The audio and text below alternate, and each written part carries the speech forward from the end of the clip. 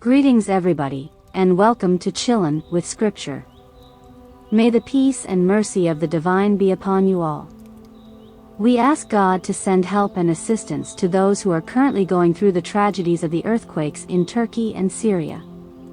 In today's video, we are going to be exploring the issue of child marriage, and discuss whether this is something that the Quran supports.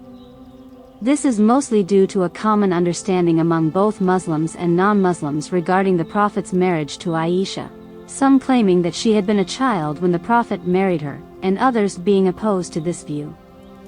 This, however, is an issue for the Hadith tradition, and it is not something that I will be focusing on in this video. I will instead be focusing my attention on a video that made the rounds on the internet, where a popular Islamic preacher by the name of Muhammad Hijab made a proclamation in which he inferred that if you only took the Quran, then it would be permissible to have sex with a minor.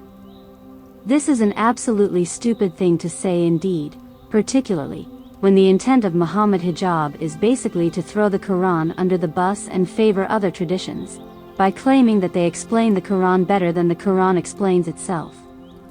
To me, this is without a doubt the most insulting thing that I have ever heard anyone say about the Quran, be it from a Muslim or a non-Muslim, which is why it left me with no choice but to make a response video.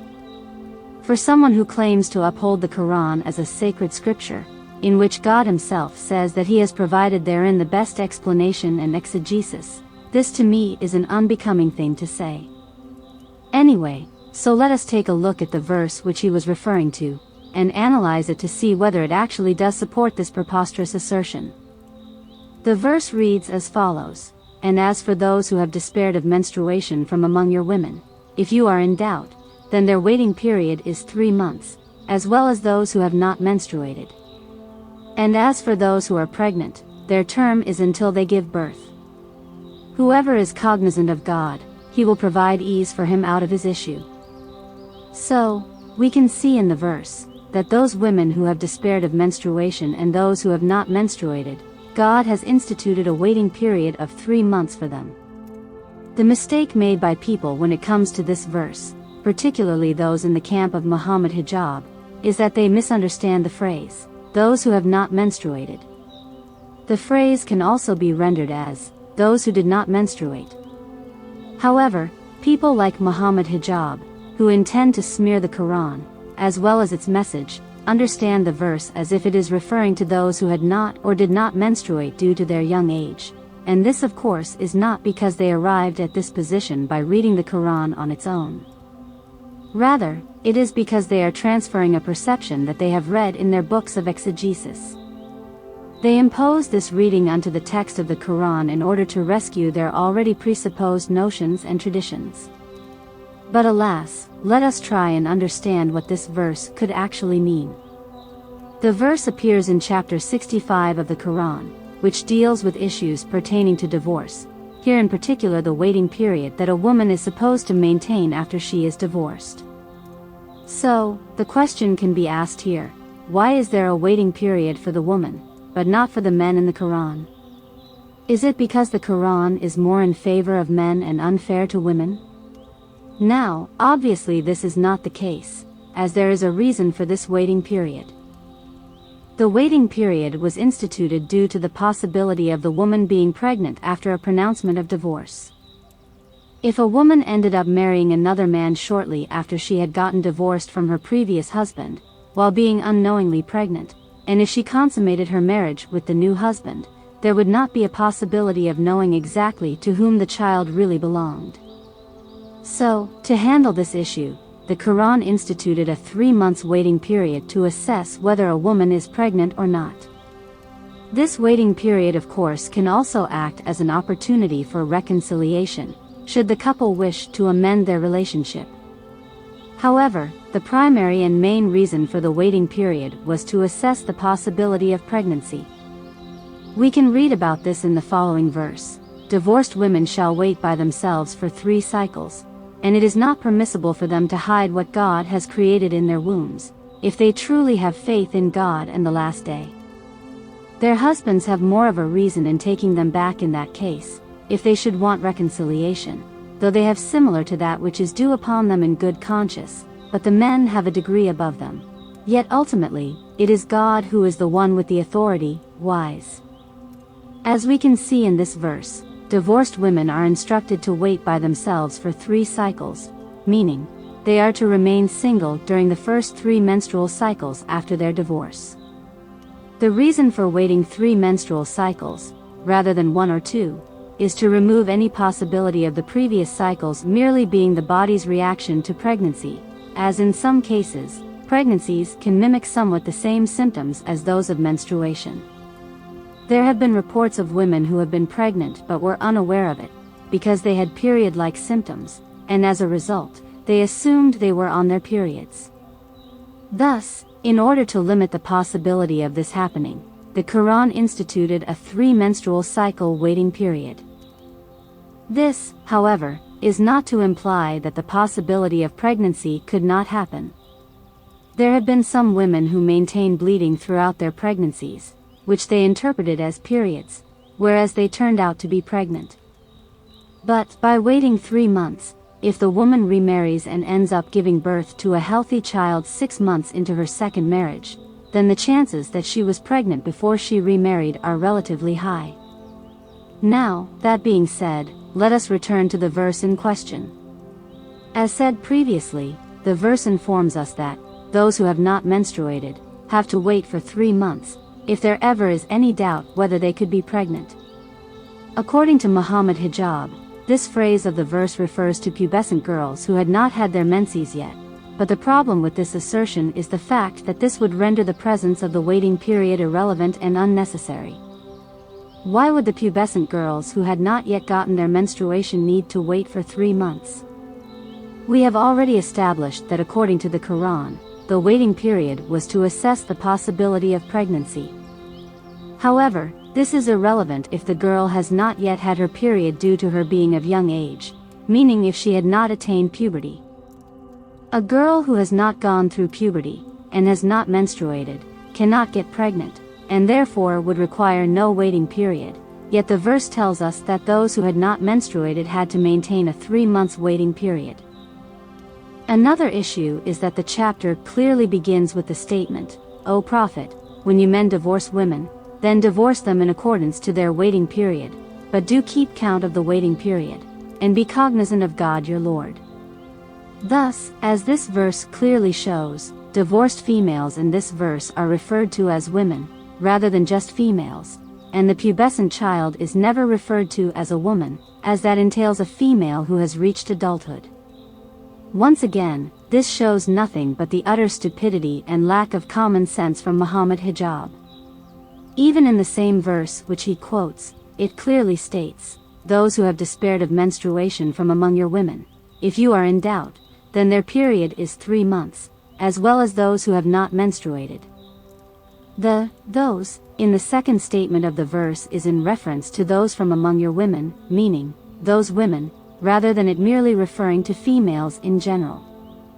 Now, that being said, to which women does this verse refer? There are 2 possible understandings as to whom these women can be a reference, one being that it is a reference to those women who, due to a disease of some sort, had their periods delayed, even though they had gone through puberty. This condition is referred to as primary amenorrhea, which refers to the absence of menstruation in someone who has not had a period by the age of 15. The most common causes of this kind of condition are related to hormone levels, and for some it can be anatomical issues. Secondary amenorrhea, on the other hand, refers to the absence of 3 or more periods in a row by someone who has had periods in the past. The typical cause of secondary amenorrhea can be due to pregnancy or hormonal imbalances. Another possible understanding of the statement is that it references those women who might have irregular periods, for whom you cannot be fully sure whether their missed period can be due to them being pregnant or the irregularity in their periods. There are certain women whose periods have been known to be delayed by almost 2 weeks. So when the verse says, "And as for those who have despaired of menstruation from among your women," this part of the verse is in reference to those women who have reached a certain age, and as such may no longer expect to have their menstrual cycles, meaning, those women who might be perimenopausal, but who might assume that they are way into their menopause. There are recorded cases of women who may assume that they have gone through menopause due to them not having had a period for a while, but who nonetheless end up getting pregnant. Perimenopause can last anywhere from a few months to more than 10 years, and it is quite possible to experience perimenopause when a woman is still young enough to get pregnant. A woman can end up not having a period for several months, and would by that occurrence assume that she is going through menopause, and thereby conclude that she would not be able to get pregnant, and yet this can still happen. This is one of the reasons why physicians typically recommend maintaining using birth control even during perimenopause to avoid the chances of accidental pregnancy. This observance, however, was not a possibility during the time of the Prophet, as they did not possess the same advanced medical equipment that we have today to analyze such things. It was not possible then to assess whether a woman was menopausal or perimenopausal. So, if a woman did not have her period for several months, and as a result, despaired in ever getting her period as the verse states, meaning she assumed she was menopausal, then she had to maintain the waiting period of 3 months, as there still might be a possibility that she can get pregnant. Then when the verse says, as well as those who have not menstruated, then this is in reference to, a. those women who had never gotten their menstruation due to either primary or secondary amenorrhea, or b.